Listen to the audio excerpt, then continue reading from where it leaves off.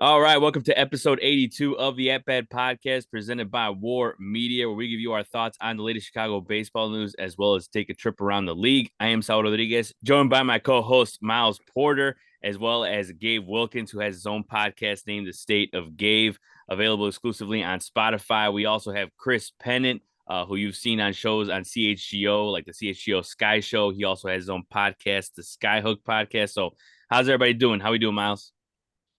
Honestly, I'm still laughing from the conversation we had. I'm over here trying to keep a straight face. Yeah, we got into it. We're talking about the Yankees monumental jersey change that like everyone's gonna be talking about because that's we'll talk about it, Miles. Don't worry, I'll make sure we get to that because I know you got some feelings on that, but I do. besides the jerseys, man, how's it been, man? Hey, doing good, man. Getting ready for the season, gearing up for like at least like a 65 game season this year. We're going into mid September with a longer schedule as we got promoted. So I'm just excited, man. Getting my live ABs in. Obviously, I'm here at Kellogg, Gordy, and loving it here. So I'm good, man. I'm good. Hell yeah. How we doing, Gabe? Can't complain, man. Just recorded up an episode of the State of Game pod for the first time in over a month. Just dropped that this morning. We'll talk about this stuff in Milwaukee, surrounding the firing of Adrian Griffin and whatnot. Ooh. Between a slow MLB offseason and everything, just been watching a lot of basketball, chilling, but I'm looking forward to seeing what news comes about because I see a lot of guys starting to sign once spring training starts and pitchers and catchers start to report. Oh yeah, no, I know. Like just to think that baseball, like in less than a month, there's gonna be games, which is crazy to think that with spring training. So yeah, I'm hyping, and yeah, the NBA talk, man. I can only imagine that. Like that came out of nowhere, and they had, I saw those videos of Giannis drawing up plays and all the memes, and it was like if somebody was like he's drawing an halfback dive or something like that player. And yeah, I saw that. But Chris, how we doing, man? Not bad. I got the last year's Sheffield Wednesday jersey on. We are scraping to avoid relegation, and that will be a victory in its own if that happens. But I'm also laughing at the kindergarten kindergarten snack conversation we were just having about those Yankees jerseys. Like there's tears coming out of my eyes. That's crazy. That's so funny, bro. Yeah, no, like I don't think. Like we were mentioning, I don't think the Yankees will ever get a Connect jersey. If not, I was like, man, they might be the last team to get one. But Gabe was like, they might not get one. That's true. They probably won't at this point. Don't need it when your brand that identifiable. Yeah, the city disconnect jerseys. Pretty much. They're gonna be in it now. They're gonna be the first one to do so. But hey, Chris, because you brought up European soccer, I gotta mention that. I see you wearing your Spurs hat, and especially today in particular because last night it's not official yet, but last night I saw Footy Headlines. They posted that Chelsea and Spurs are gonna have a Jordan collab next year, and I was about to cry. So because it's beautiful. I mean, I never thought I've been jealous with the PSG guys with all that stuff. So those hoodies and jerseys, I'm like, man, I gotta start saving my money. It's because those they don't come cheap. But I fully understand the money making ploy, and they know, but they know that the ones of us that have been as long as suffering are gonna be like, yo, do it. When they dropped the City Connect Southside jerseys, I was in a breakfast spot in Atlanta, and it was like 8 a.m. Eastern time. So I was still kind of sleepy, and I saw that, and I was like searching for 10 minutes, like who wants my bread? Take my bread. And I got that Tim Anderson jersey on the spot. I was like, here is the money I've earned since last week. Take that.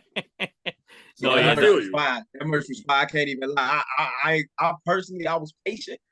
I waited till I found the deal on clearance because I needed one of them Southside hoodies. Because I got mine over a year ago. Yeah, no, that was my favorite part of the whole White Sox Connect stuff is that the hoodie is just like the best part of the whole thing in my opinion. Like it's just so clean, and then like when it comes to the merch, besides the jersey, obviously because the jersey is fire, but Yeah, no, the White Sox they pulled it off, and some people still say it's the best one out there, and like I don't blame them because it's just so sick and clean, and I just wish the Cub one was that nice. The Cubs one has grown on me, but just wish it was better. That's for sure. That's the police uniform. Oh no, not the police versus firefighters game jersey. No. No. They got the stars on that mug. Hey, Gabe, maybe the Yankees do that, right? Maybe the Cubs did that on purpose, right? They were like, hey, let's do a whack City Connect so that people can appreciate our old jerseys. Maybe the Yankees will do that. They're gonna have a whack Connect. It's gonna be just Yankees on the front. I got some jokes I cannot say on this show like right now. I could see the Yankees doing something like that just because, like, remember when, even though it was a different time with 9/11 and everything, like they went to NYPD, NYFD hats, so they still do that occasionally. I could see the Yankees doing something like that if they were to do a City Connect. Oh man, no, yeah, that's they might do a police jump off. They really might do that, bro. Like you could do so many New Yorican things with that jersey. Yeah. So yes. I went to a barbershop in Las Vegas and I was looking it up online and it was a Dominican joint. I was like, cool. I know they know how to cut my hair. That place was a Yankee shrine, bro. Like there's so many different groups of people who will die on the Yankees Hill. And, you know, for better or for worse, once Jay-Z started wearing that joint, like that was it. Like that was it. That is their City Connect jersey. So there's not really anything they can do, but the fact that they won't try anything is also pretty soft. All I'm saying is the Cubs clearly put the C in CPD. All right, that was it. I had to get it out. Now let's continue. All right. I'm sorry. I couldn't help myself. It's either a police uniform or a park district uniform. The police playing in the Park District tournament. That's right. Oh man. R.I.P. Oh my god. Oh man. It's gonna go down in history. That jersey's gonna go down in history. But hey, well, let's go to the team that has a nice Connect jersey, a legendary one, you can honestly say at this point. But the White Sox, that was the first thing I wanted to talk to you guys about. Of course, because we got Chris and Gabe on the show, is that, you know, they're talking about how they're considering, I guess the White Sox might be considering, according to reports, a move to the South Loop, a stadium in the South Loop. I wanted to get you guys' thoughts on that when you first heard about it and how it has evolved, because it's been maybe like a week or so since that came out. But yeah, I think, first of all, initially, even as a Cubs fan, I think it's pretty cool because of the fact that it's closer and like I feel like that skyline, you know, people were getting pictures. I mean, I don't know exactly what the skyline's gonna look like. I know people had renderings of it and stuff like that, but I think it's also pretty badass that it would be that close to the city and have a skyline like that. But from the outsiders looking in, but from a perspective of a White Sox fan, Gabe, what were your initial thoughts, and you know, what do you think about it overall? I was a little emotional about it for a minute because Guaranteed Rate Field, Comiskey Park, whatever you want to call it, has been around for 33 years. And that's the first ballpark that I ever got to know. And I have an intimate relationship with the ballpark, considering my mom worked there through the first 9 years of my life. So I was just thinking about a lot of flashbacks and memories that I've had growing up there when it was a relatively new park, seeing it now. And I would hate to see it go. I'm not going to lie. I know the relationship that the people of Bridgeport have with 35th. The White Sox have played on 35th and Shields for over 100 plus years. But when I look at the possibilities that they could have over on Clark and Roosevelt in the South Loop in the new 78 neighborhood, I think it's endless. And it gets to a point where, as a fan, you got to ask yourself, do you want to continue to eat with the Grabowskis, or do you want to have meets with the Kennedys? And I think this could put the White Sox franchise in a very great place. I think it can make the organization more valuable in the event that the Reinsdorf family seeks to sell, whether Jerry is alive or whether Jerry passes on. I know Jerry's on the back nine. He hasn't really had the best relationship with the fan base, and understandably so, due to the lack of success of the team during his tenure. But man, if you have that stadium with home plate facing southeast, showing off the skyline, and you have people coming in through water taxis on Kingstown Memorial Park, the red line, the green line, the orange line, and the metro lines around there.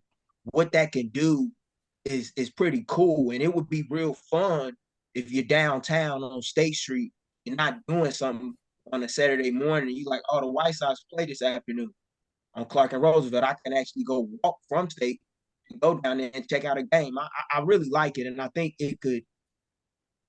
What it would do for damn sure, it would have to force whoever's the owner, whether it's Reinsdorf or his successor, to spend some money to attract top tier talent to the ball club in an effort to get fans to come out to this ballpark.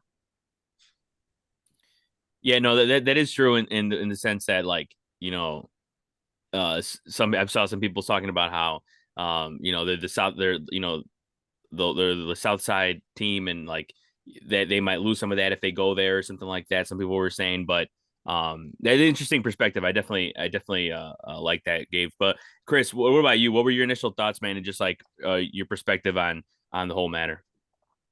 I agree with Gabe in that it was interesting, or it was odd imagining the White Sox playing somewhere other than that stretch between 35th and 39th. You know, they started out at 37th and Wentworth in the early 1900s, and then pretty much played on that spot at 35th and Shields since 1910 when Comiskey Park was built. Mm-hmm. And it's difficult imagining, you know, you have trips. I think the whole part of going to ball games is you think about the trip going to the park, whether it was my mom driving me. She picked me up one day from school, complete surprise, and was like, didn't tell me where we were going. And we went to a White Sox doubleheader against the Rangers, and they won with back-to-back home runs in the nightcap. And I remember that forever because it was such a big deal. And, you know, you'd have to think about going somewhere different, but you still have those memories from the place that you went to play. No matter what the teams were like, it was always special going to that ballpark. Now, that being said, there's a lot of interesting stuff happening on that area of Roosevelt. There has been for a long time. And I say interesting because you have the history of Maxwell Street Market, the old heads know by another name, and how the development's gone on over there, and UIC encroaching on that area as well. And so if you put a ballpark there, both to the west and the east, I think it would spur further development. I wonder what the people in the housing around there would say, because there's the housing around that area just off of Clark Street down to State Street, and then just north of that. Plus, it'll be interesting how this would affect Pilsen, you know, just to the south and west of it, which has been fighting against gentrification for the last 20 some odd years. But you have a very picturesque area in an area of high residential concentration, as well as commuters and workforce. So you would have exactly what Gabe said. Get off work and you go to a ball game. You get off the train and you go to a ball game. Imagine walking up that stretch of Roosevelt Road that goes over the river to get to a ballpark where you already have that view. I don't know if they would do something different to the bridge if they could with the rail yard, but if you have that view coming from Roosevelt, or if you're coming down Canal Street, Clark Street, off of 18th Street, you got a lot, I think, in terms of aesthetics that you could really work with. So I think it's an interesting idea. I think it's a cool idea. It would centralize the ballpark and do something to the fan base that no matter if we're not the people who espouse this idea, but there's an idea that the Cubs and White Sox aren't rivals. But part of the attraction, and even still to a different group of people, it still is, for people to be Cubs fans, is that there is a cool thing about going to the neighborhood and seeing a ballpark and seeing a ball game. Like you're in the neighborhood up in Lakeview in Wrigleyville when you see a ball game at Wrigley Field. And at Comiskey Park, you're in the neighborhood, but not so much. You're surrounded by parking lots and the expressway. With this, you wouldn't have that. You would have a more neighborhood feel in this area. And then it's a upscale area too, where you can say when you put the White Sox side by side with the Cubs, we have what you had with more up-to-date amenities, even though Wrigley has been modified and, you know, renovated several different times. That's what I like the most about it. And then, oh, by the way, it's it's in a centralized location, and you're still in the city, and you're still on the south side, which is more important than anything. Yeah, you lose your street cred a little bit, but you moving up to an upscale location. And at some point, I think that's really what White Sox fans want, just as much as they want the franchise to ascend upward in the American League and compete for years to come. You're right. Yeah, I forgot about that. The one thing I loved about the Sky's move to Wintrust Arena is that you're in the midst of all that stuff off 22nd Street that they built for McCormick Place. You're in the midst of all that nightlife, all those dining options, whether it's the upscale stuff or whether you want to go to Reggie's and maybe run into a concert. Right. So you would have all that, access to all that if you move to this new location. Yeah, no, and also, I'm just imagining what the White Sox can do with the area too. Like if they decide maybe in the future, to have their own type of establishments, kind of like the Cubs in Wrigleyville. You never know. Like Gabe brought up the fact that maybe, hey, if the Reinsdorf sell eventually too, who knows who buys the White Sox, who does that, and I think that would be even better, but even crazier. Miles, as a Cubs fan, in your perspective, I know me and you, we like going to White Sox games. We like going to Guarantee Rate Field. So, like, in your opinion, like, what did you think about when you heard about this, and what do you think for White Sox fans and all? I think it'd be great for White Sox fans, and I mean, I like Guarantee Rate. I've always enjoyed going there since I was a kid. I actually saw my first night game in general was at a Sox game. Growing up as a Cubs fan, we didn't. There weren't a lot of night games at Wrigley. As I was just used to 1:20 or 12:05 on like a Saturday. So I think it's awesome, and I think just like what was said, is them moving to like a very centralized area and a little bit more upscale. I think it's great. I like it. I like that Soldier Field isn't too far from that area as well. You go down the street, there go the Bears, maybe. And so I think it's a lot of cool opportunity that the Sox can do with that. So kind of like what you alluded to, a lot of what these teams are doing now, like the Cubs or what I saw at the Braves with their new stadium, newer stadium, just building that area around it. I think that'd be really cool for the White Sox and the fans in general. There really isn't anything around the stadium aside from the parking, which I mean, it's great that they have that giant parking lot there, but I think it'd also be really cool for Sox fans to kind of have like different Sox themed restaurants and all kinds of hubs and community centers that I think would be amazing. And aside from my few critiques about how the Sox go about their business, I love their community engagement with underprivileged areas in Chicago, and I think they can really show certain people a different side of Chicago and create different opportunities like they've always done. I think that'd be great. So I think it's nothing but a positive. I know some people who are kind of like, no, I'd rather them stay. But I think if the Sox do kind of get a change of scenery, and maybe that'll attract more players to come over there as well. If I'm a ball player from wherever, and I see the Sox have this beautiful stadium with this loyal fan base in this incredible city, I mean, shoot, you can count me in. I just want to know at that point, are we going to put a good product in the field to start winning ball games? Wait, did Miles just say he was switching? Is that what just happened? Wait. Like this is on video. This is on video, audio, all that. Listen, I'm a baseball fan first, Chris. I'm a baseball fan first. That's how I'm going to save myself. It's a very bad time in White Sox history to decide, but do you, my guy? I appreciate it. Listen, I'm talking down the line. All right, we're not there yet. This is hey, what I like about this too is the White Sox held the first All-Star game, or they would have hosted the first All-Star game in 1933. If you get this stadium up by 2033, when it will mark the 100th anniversary of the first All-Star game, you could have an All-Star game there. But what better place to have it than in the city that it was in 100 years ago on the same side of town, just with a new ballpark featuring the city skyline. I would love to see that. And I think that's really Jerry's end goal, just as much as putting the franchise in a better position to where as he's in the latter years of his life, he can sell it and make enormous profit off of it. He's going to have to spend. He's going to have to put his own dollars into this stadium, and not only just his own dollars, but he's also got to put dollars into the club as well. And I know the big discussion is going to be is how much will taxpayers be on the hook for it? And I'm not saying that we should fund all billionaire projects, but just so you know, you're going to fund that neighborhood whether you like it or not, because it's this thing called TIF funds that's helping to build the 78.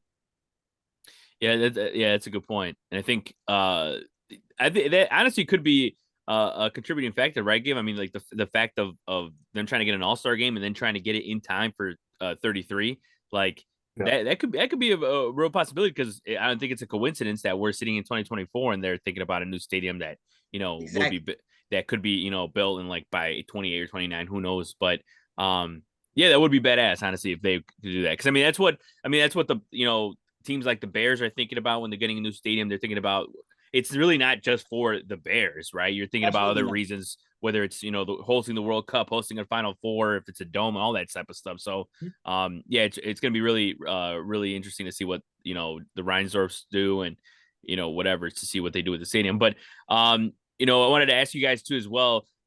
There hasn't been many acquisitions in the last couple of weeks. We'll talk about the Cubs and their trade for Michael Busch, but what's your guys' thoughts on bringing in a guy like John Brebbia, who he has a career 3.42 ERA, and he had some good seasons with the Cardinals as well.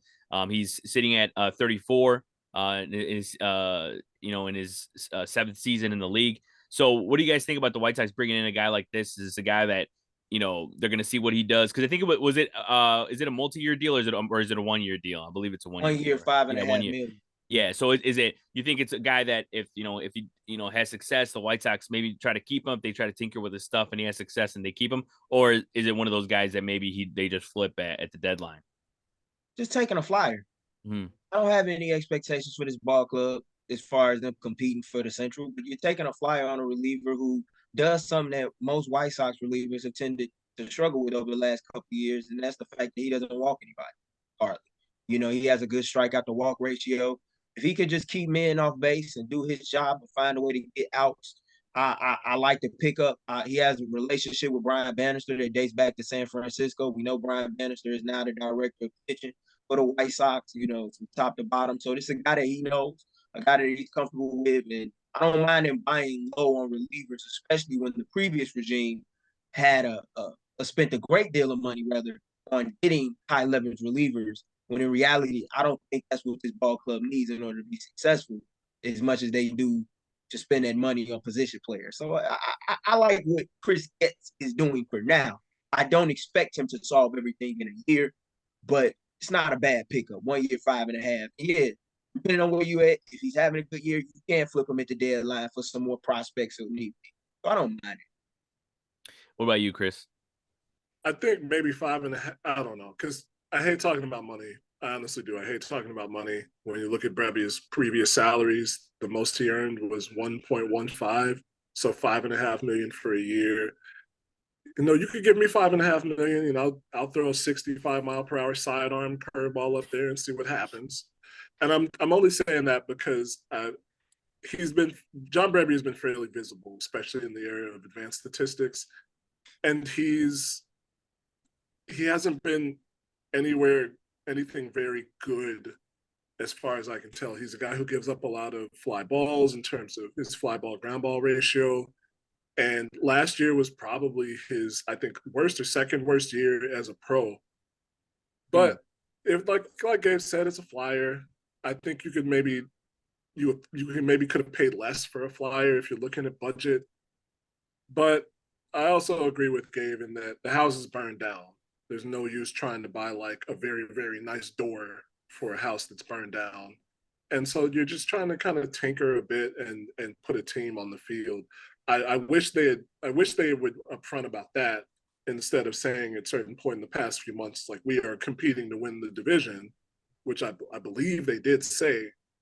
And this is not a division-winning move. Neither is the bringing up Jacob Gonzalez. The best thing that they've done, which I don't think we had on the docket, which no disrespect, the Eduardo Herrera international signing, that looks pretty good for the future. Yeah, that looks really good for the future. Yeah, I think their international stuff over the last 20 years, when you think about who they brought in, has been really good. That's been one of the few shining shining lights that has always been consistent.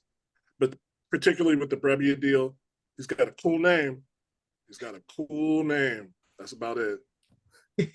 Yeah, I like what they did on the international front. To sign 4 or 5 players using the money the smart way. I like that as opposed to just getting one headliner player and just throwing all the money at him. Eduardo Herrera, I've read a lot about him. He seems like a top 15 prospect on the international side of things that has tremendous power. Be curious to see how he develops over time and whether or not he stays at third or as he fills out is moved to the opposite corner at first.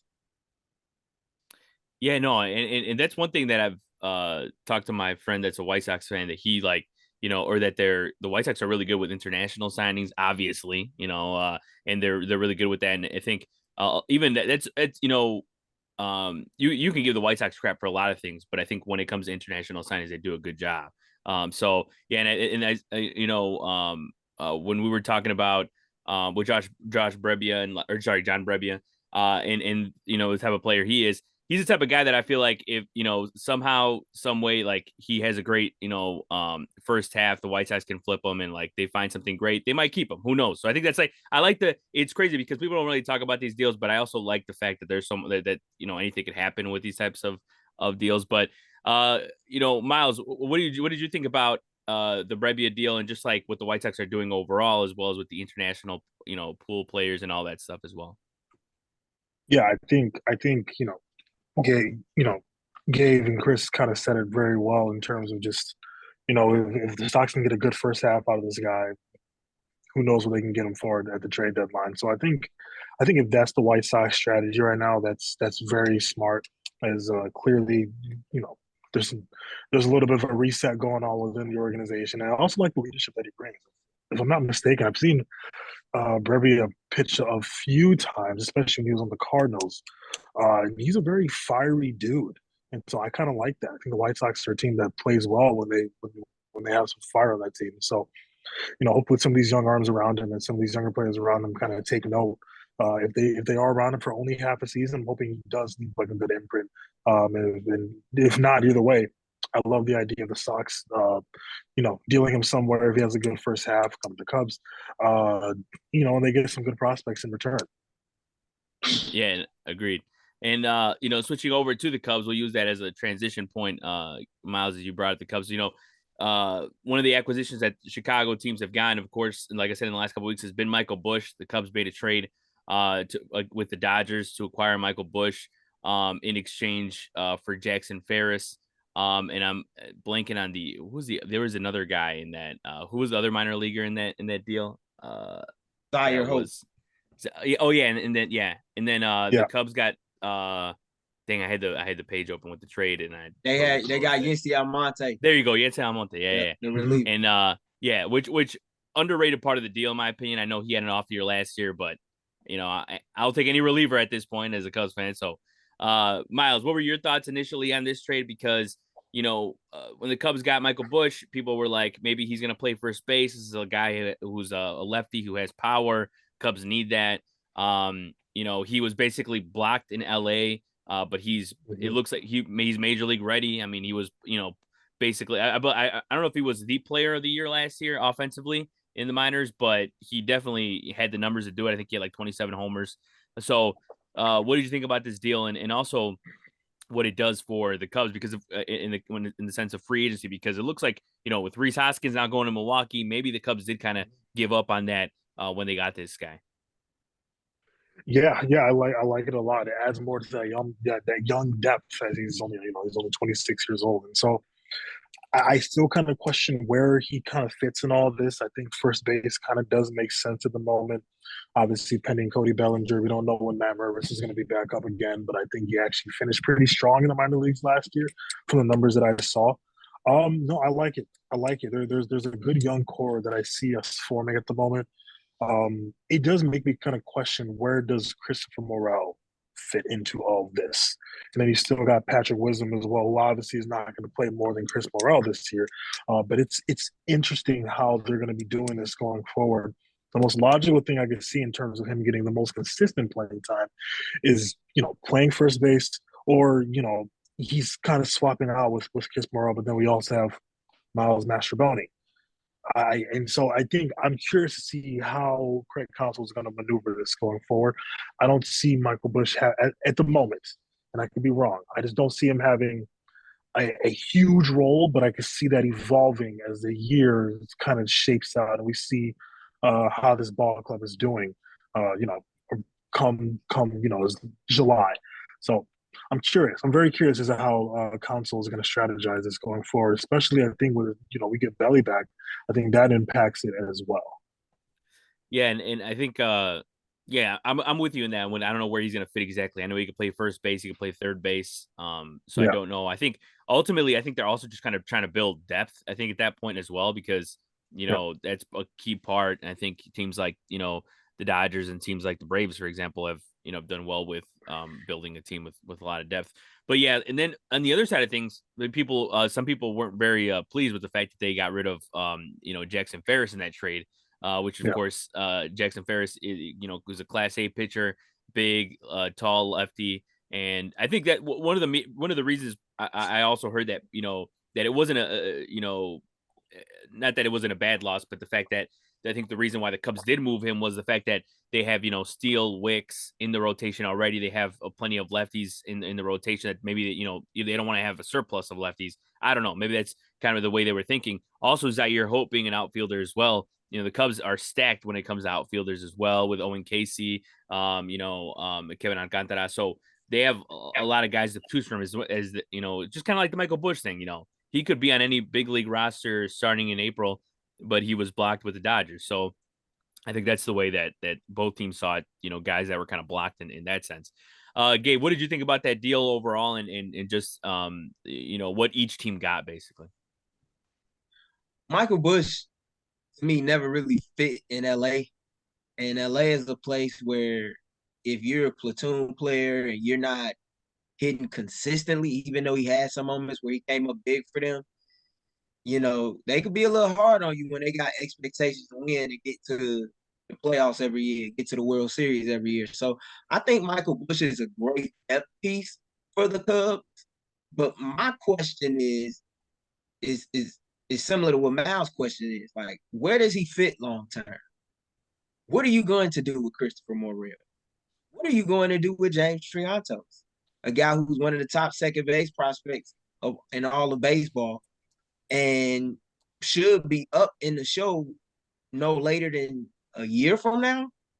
So I'm curious to see. Like, the one positive with Busch is he can hit for average, he can hit for power when he's on, and you can play him in a multitude of different positions. He can play third, he can play second, he can play first, he can play left field, a little bit up right field as well. I just don't know what position he'll be in on opening day, and it does depend on whether or not the Cubs are able to sign Cody Bellinger.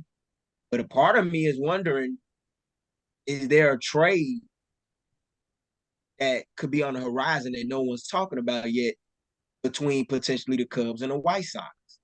Especially when you have all these outfielders and you have all these infielders that could be there for the take, be it on the 40 man or in the minors. Yeah, no, I mean, I think there has to be some kind of trade, because I think eventually, sooner rather than later, because they just have they almost I'm not gonna sit here and say too many prospects. You can't have too many prospects, but the guys like that are blocked, that they have Nico at second base, right? So I don't know where Exactly. Triantos plays into that. So it's a guy that you could Exactly. definitely trade and get a big pair him up with another prospect or whatever. But Because Busch was on the White Sox radar. mhm, I know I've been familiar with Michael Busch. mhm. I thought that was a guy that they could have got in a potential trade with the Dodgers several months ago.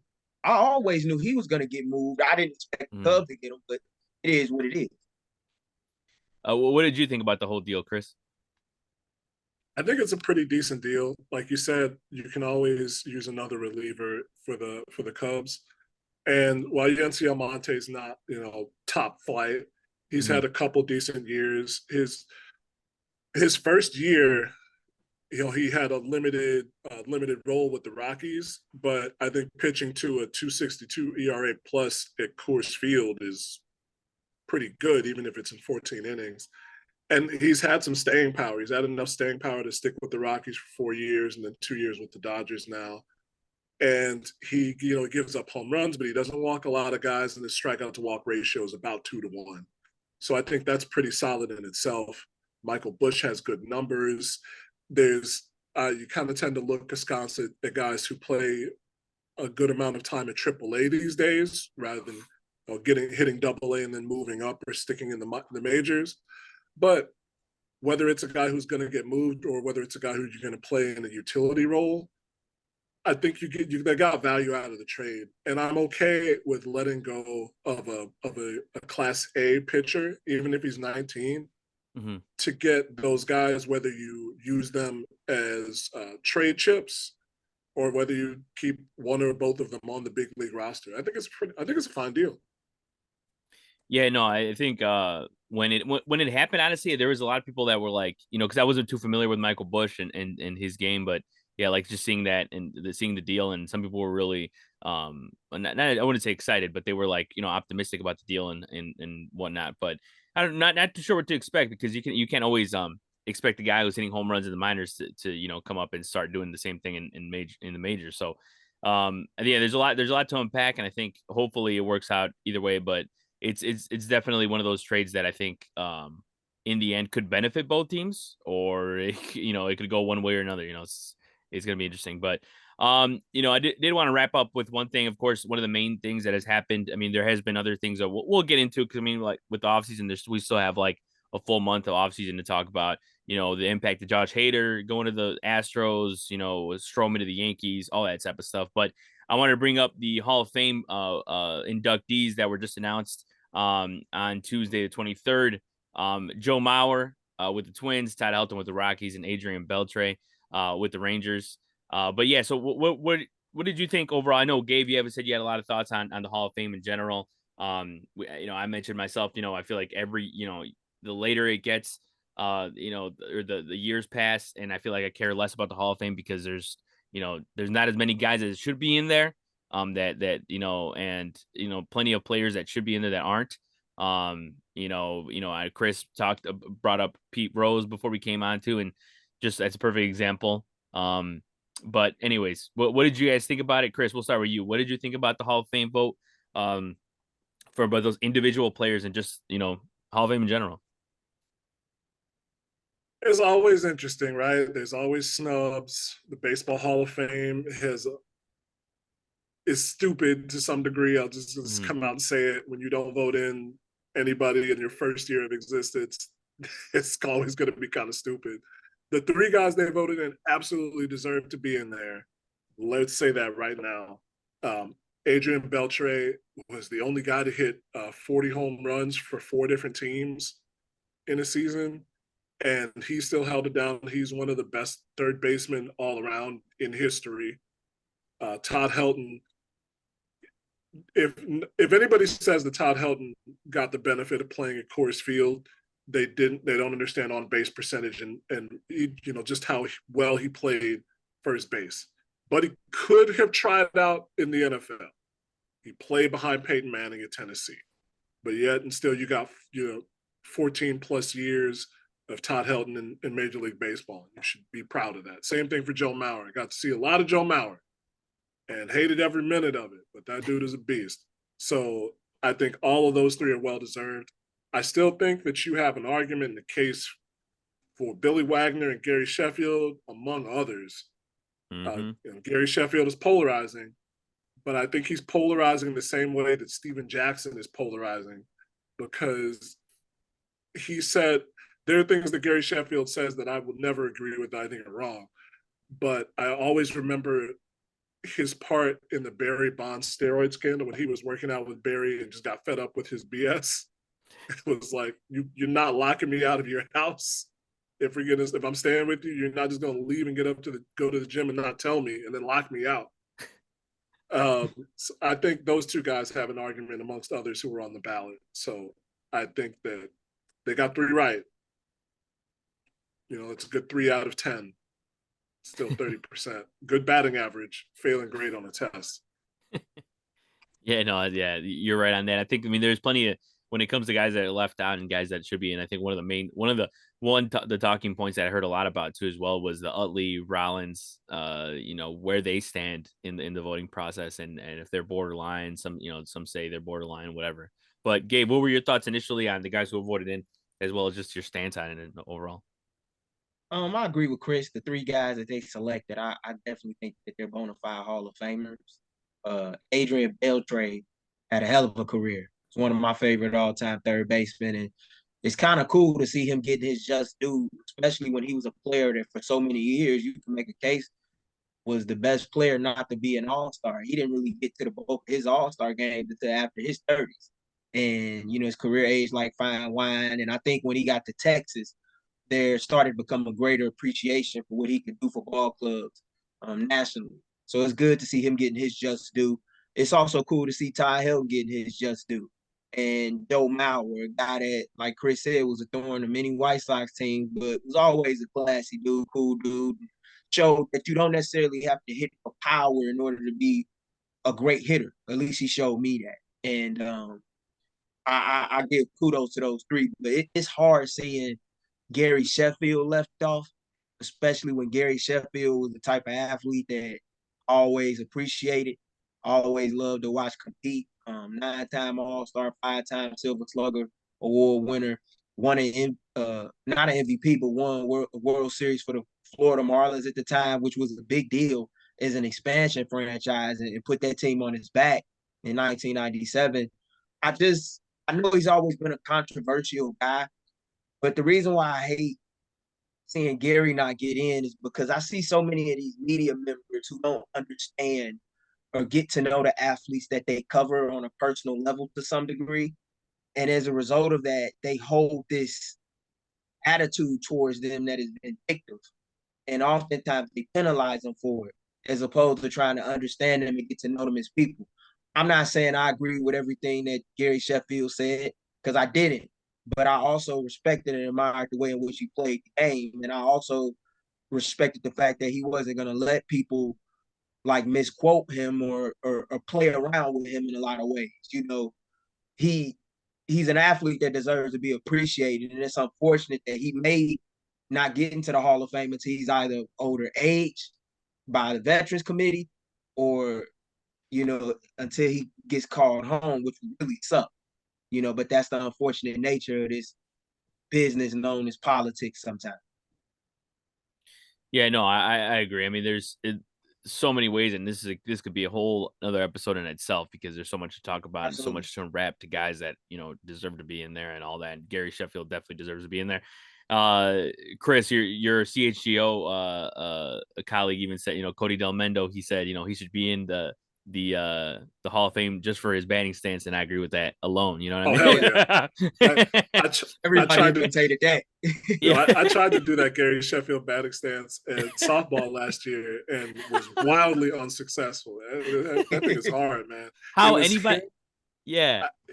With the waggle, he and Barry Bonds had that waggle. So many guys had that waggle. I think Ken Seiko kind of had it in that area too. And I don't know how guys. You have to have the strongest wrist, which I guess we're talking about the steroid era, but you have to have the absolute strongest wrist to like flick the bat forward that hard when the pitch is being thrown. Do your leg kick like Sheffield did, and still pull a 98-mile-per-hour fastball into a bullpen. Like, yeah, that's crazy. Like, I don't understand. Like, I mean, swinging a bat in general is hard for me, but I'm saying like, so how did somebody get from that to then? It's just crazy to me. But Miles, we'll finish off with the. Oh, go ahead. Yeah. I was just going to say, I saw an interesting interview with Gary Sheffield when it came to his batting stance when his hands are like this, like his hands are already ready to go through the zone. So it was just like a time.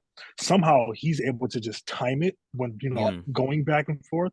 But as soon as the pitcher is getting ready to deliver the ball, his hands are already like this, which is what we're taught as players. Now, point A is right to point B, which is just really, really cool. And so I think, timing is everything as a hitter. I mean, and I can say that for myself. And just in general, when it comes to the Hall of Fame, these are 3 players that I've loved watching as a kid, especially Adrian Beltre, who's one of my favorite third basemen, one of the reasons why I played third base. And I think it's very interesting when it comes to the Gary Sheffield conversation. Is I've always felt with baseball, and you can make this case for other sports. I just know baseball the best. That politics is you have to walk a very thin line with how things you have said in your career, what you have done. Um, it's just a little bit different. It's a little bit different in baseball. They definitely want a very specific type of person. You have to have a very clean resume outside of what you did on the field. So that's very interesting to me, and I really wish Gary Sheffield would have gotten more votes. So I'd love to see him on here. And also, I'm a big Joe Mauer fan, and I forgot what cover of the show was he on? Was it 11 or I think 12? I think it was 09, I think, or yeah, I could Oh be wrong. No, nine, 20 or yeah. 2010 or 20. One of It those. was Was it? definitely a year after he won MVP. Yeah, here. Let me look because I know that actually I think 09 might have been like Pedroia, but let me see. Because yeah, that's what I was thinking too. Like all three of these guys, it was 11. You're right, it was 11. So all three of these guys, we saw basically their whole careers, and yeah, we're getting to that point where most of these guys we've seen from beginning to end, and yeah, they're just great players and definitely deserve. I mean, anytime the White Sox played the Twins, Joe Mauer's guy you had to circle, and like he's a great, he called great games as well behind the plate. He was like a manager. I mean, who knows? He might be a manager in the future. I mean, Todd Helton, I love playing with him on MLB The Show because his stance was sick on the show and just crushed home runs and yeah, and Adrian Beltre, of course. I mean, I feel like his just not only I think people liked him on the field, but also off the field. I feel like he was hilarious.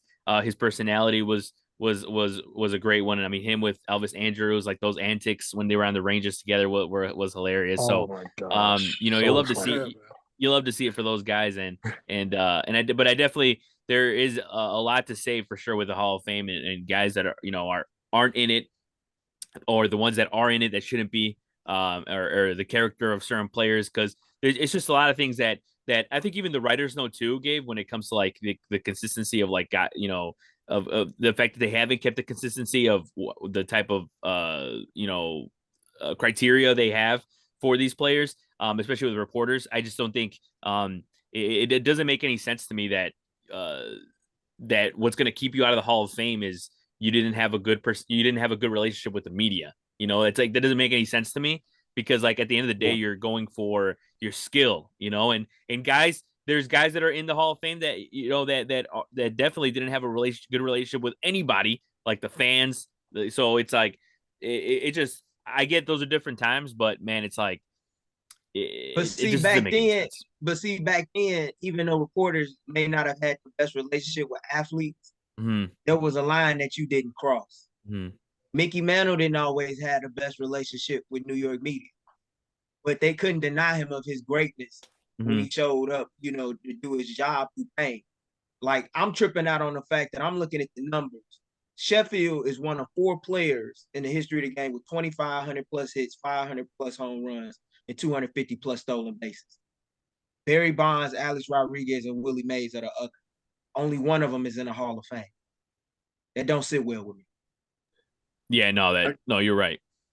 Oh, go ahead. I was going to say, when you talk about not crossing the line, if y'all haven't had the chance to, check out the Secret Base mini series they did, Captain Ahab, about Dave Steve, and they go over every single thing about his career and why it was so like ridiculous, and do a really good comparison with him and Jack Morris, who is in the Hall of Fame and got in, I think, on his last year of eligibility, and Steve got knocked off the ballot on his first year. And they go over the reasons why, and the fact that he never won Cy Young and never, I think, finished top 3 in voting. And the years when he did, it was because of his bad relationship with the media and the fact that people weren't looking at Canadian baseball like that until the Blue Jays really got good. And by the time they got really good, his arm was dead from literally carrying that squad for like 6 years. This is the 80s when you pitched 250 innings in a season if you were a starting pitcher. And so you're talking about guys who should be in there. He's one of them too. It's just on the what they have, the golden era committee and those different areas of committees now. So there's always going to be guys who should get in. And I think that's the silliness about this process. I think if we're the people I've talked to on shows like this, us guys, the other guys with WAR, even some of the other guys at CHGO, I think we approach this a lot more rationally than the people who are on television or have these positions do, because there just seems to be this pattern of like a very high school immature mentality. It was like, well, this cat didn't give me an interview. There's levels to that. There's George Bell disrespecting Susan Waldman. That's different. But if such and such guy doesn't give you the time of day, but they're still very good or great, then at some point you have to look back and say, you know, I might not have liked Buddy, but they were great. Mm-hmm. If I have a Basketball Writers of America membership and it comes time to vote somebody into Springfield, I will stand up and say, like, I hate LeBron James. I hate him. I think he flops too much. But if I were to ever leave him off my ballot, I would turn my membership card in, because that's what it's worth. That really should be what it's worth. I definitely agree with that. I mean, it's all about separating everything and kind of putting things in perspective from an unbiased standpoint. I feel like you put any type of bias, it kind of ruins it.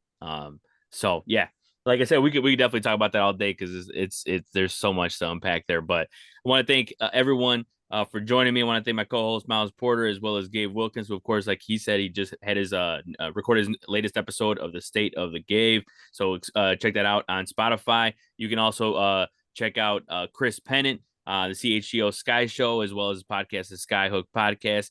Check out all that. I want to thank everyone for watching anything on War Media, as well as Sports Zone Chicago for the Bears Den. Check that out as well. So I want to thank everyone for watching. So for Saul Rodriguez, Gabe Wilkins, Miles Porter, Chris Pennant, thank you for watching, and we'll see you guys next week.